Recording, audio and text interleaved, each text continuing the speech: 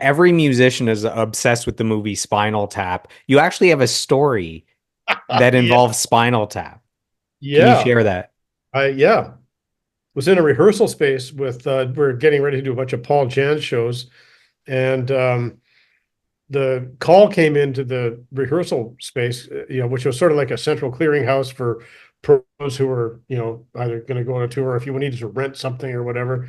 And dude just came up and asked me, said, "Hey, do you want to rent your keyboard gear to Spinal Tap and be their guy for the Vancouver?" Because Spinal Tap, they did this insane thing as only Spinal Tap can do. They did an entire Canadian tour in one day.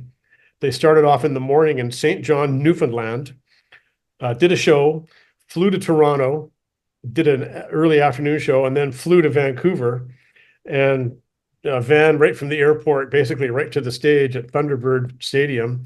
So I dutifully hauled my keyboard controller down and a couple of other things and got it all set up and my God, they came on stage and did with the ermine trimmed purple robes and did the Majesty of Rock, and it was one of the most Joel, it was one of the most surreal experiences of my life to be on that stage at the side of the stage as they came on it. They did Stonehenge, they did all this, and I realized these guys are playing this stuff and they're just a great band. They are a really good band. And it was just a hoot. And then I'm tearing my stuff down. I got the laminate pass, and it has their three faces that are photoshopped onto these big bodybuilder kinds of things like this. And it says Spinal Tap, access no areas. And then I realized, oh my God, my friend is flying in from Hawaii and I promised to go pick him up at the airport. So I tucked myself in my car and I blasted out to the airport. And he's the last guy in the bar, like closing down the bar, just pounding drinks.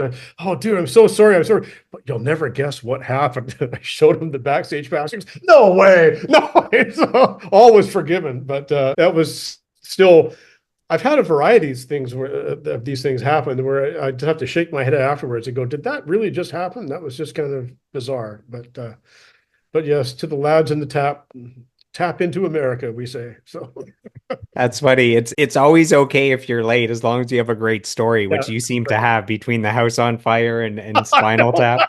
The theme has emerged. A common theme has emerged. That's funny.